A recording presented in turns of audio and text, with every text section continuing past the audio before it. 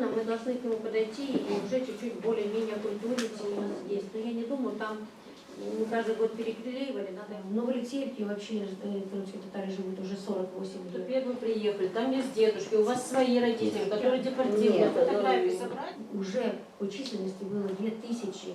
Мы сегодня провели организационный комитет по проведению митинга 18 мая. Решили в населенных пунктах компактного проживания крымских татар в 11:30.